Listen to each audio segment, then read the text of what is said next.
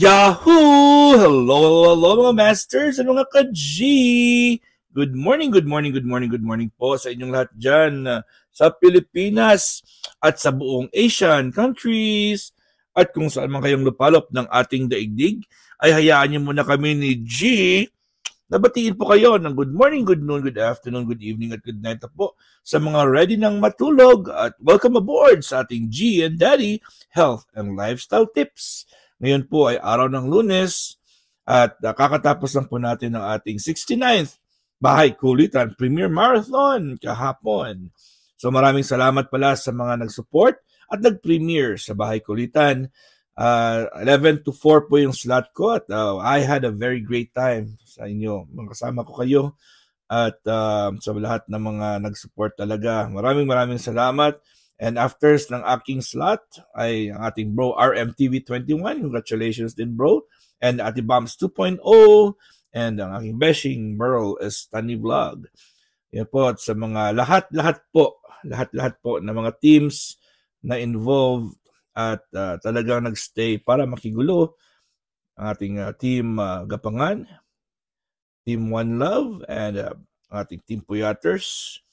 Siyempre, mga iba natin mga friends. Thank you so much. Alright, so continue po natin yung lecture natin about vitamins. So, ang ating first vitamin, ang haba-haba pala. Hindi lang pala isa lang yung ating topic. Hindi pala pwedeng isang araw lang yung isang vitamin. Kasi yung ating vitamin B1 or ang thiamine ay marami palang involved na mga organs at mayroon pala siyang dalawang types of deficiency. Alright, so mga masters, ang ating thiamine. Diniscuss natin kahapon about ang ating beriberi. O diba? Ang beriberi or meron palang dalawang klaseng beriberi. Ang beriberi po ay deficiency po ng thiamine. Ibig sabihin, kung kulang po ang iyong katawan ng vitamin B1 or tinatawag na thiamine, ay pwede ka magkaroon ng beriberi. Pero ang beriberi pala, mga masters and mga ka-G, dalawa pala yung type. May tayong dry beriberi, which affects the nervous system, and the second is the wet beriberi, which affects the cardiovascular system. So, dalawa pala ang beriberi. Kaya medyo matagal-tagalan tayo dito. So, ang dry beriberi and Wernicke-Korsakoff syndrome, na-discuss natin kahapon yan, na ito po ay injures the nerves and can lead to muscle strength loss and eventually paralysis. So more on nervous system. Okay, if this condition is detected and treated in its early stages, okay, damages of the nervous system is usually reversible. So, pwede po siyang maayos basta po ay ma-diagnose na po ng early.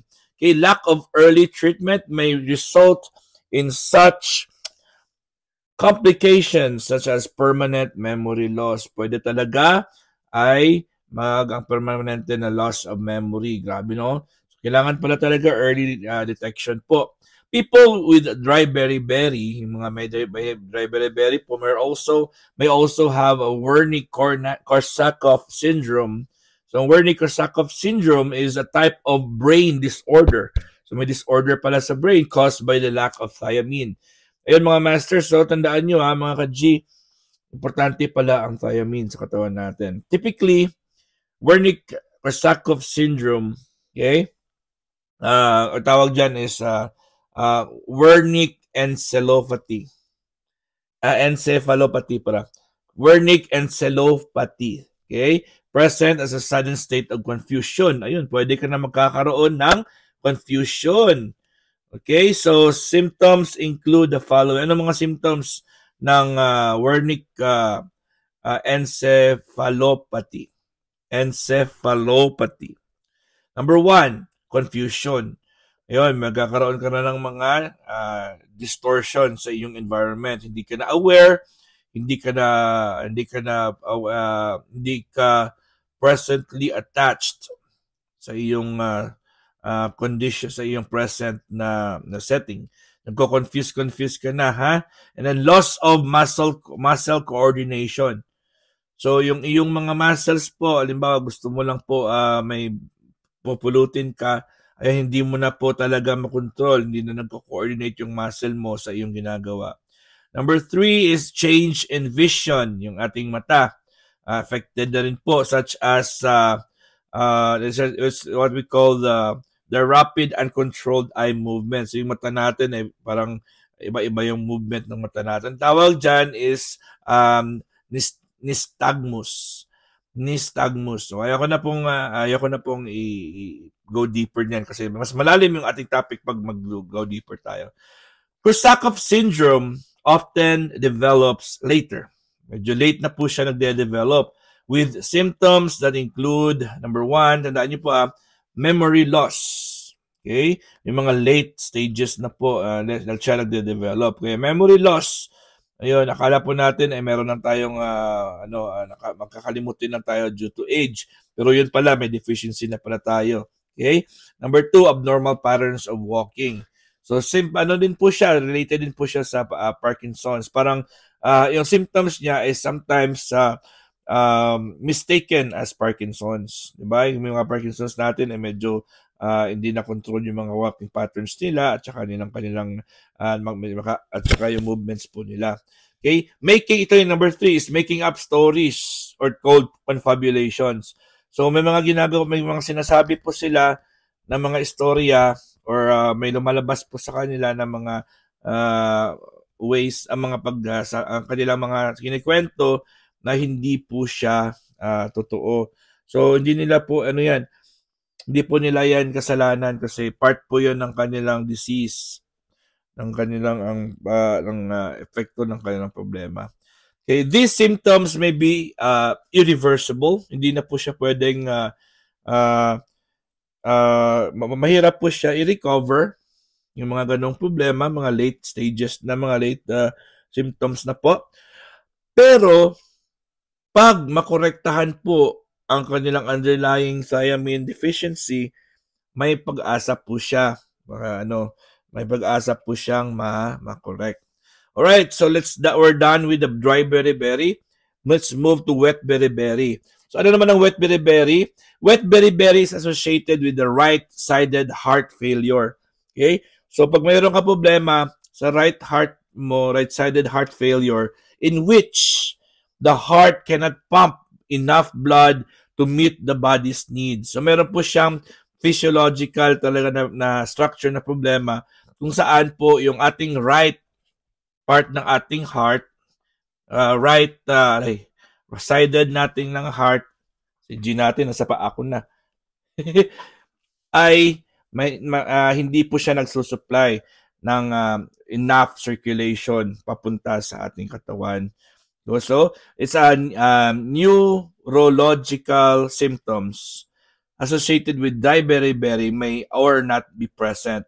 So, yung mga problema, yung mga symptoms regarding sa ating brain, yung mga forgetfulness, ay hindi naman po pwedeng maging present po pag meron kang wet beriberi. Iba din po.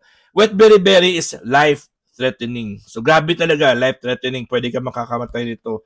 Nakakamatay po, life-threatening po talaga, and can lead to death within days. Kaya mga masters, ang wet beriberi is very delikado po. Pwede ka mamatay in just days. Hindi na kailangan itong tatagal if it's not treated. Okay? So, anong causes ng wet beriberi? Number 1, alcohol. Okay? Alcohol abuse is one of the leading causes of beriberi today. So, beriberi, hindi lang pala wet or dry. Okay? So, ang beriberi is one of the major, alcohol abuse is one of the major or the leading causes of beriberi today. Drinking heavily. Okay? Ang grabing pag-inom ng alak. Okay? Heavily interferes with our body's ability to absorb and store thiamine. Ito, mga tandaan niyo mga masters at mga ka-G. Pag ikay heavy drinker or araw-araw kang umiinom, especially pag hindi na po tama ang levels na iniinom mo, okay, ay malaki ang chance na ini-interfere niya or binablock niya ang pag-absorb ng katawan mo at mag-store absorb and store thiamine. Yun. In very rare cases, mga masters, beriberi occurs as a genetic disorder. Meron din po siya na mga cases na ang beriberi ay yung na pagkapanganak mo at saka namana mo na talaga sa iyong parents. For some individuals with this condition, the ability to absorb thiamine from foods gradually weakens with age. Ayun, so may iba na dyan na meron na talagang pinagmana na sakit na beriberi sa kanilang parents. Ayun, habang sila ay tumatanda po ay nagle-less din ng chance ang katawan nila mag-absorb ng thiamine. Additionally, breastfed infants can develop beriberi when the mother's body lacks insufficient thiamine. Ayun, so pwede din po ang bata na habang po ay nagpapadede yung nanay at saka kulang po ang thiamine ng kanilang nanay sa kanilang gatas, ay kung yan lang po ang major source ng kanyang food, ng bata na yan, ng baby na yan, or ng breastfeeding baby, ay pwede siya magkaroon ng beriberi. Many adults need 1 to 1.5 milligrams of thiamine daily. So, kailangan po natin is 1 to 1.5 milligrams of thiamine. The body can only store small amounts of thiamine at a time. Hindi naman pwedeng malakihan. Okay? So, levels can drop quickly and depleted within 2 weeks if not enough is ingested. So, kailangan po natin talagang ng thiamine-rich foods. Alright, so continue na naman natin bukas ang ating topic, ha? Kasi hanggang 12 minutes lang po tayo. Again, this is your one and only Master Werwin G. Na ito po ay nakabitin po sa aking buhok sa likod. Yan. So maraming salamat po mga Masters at mga ka-G. And this is your one and only Master Werwin G. God is great. Yahoo!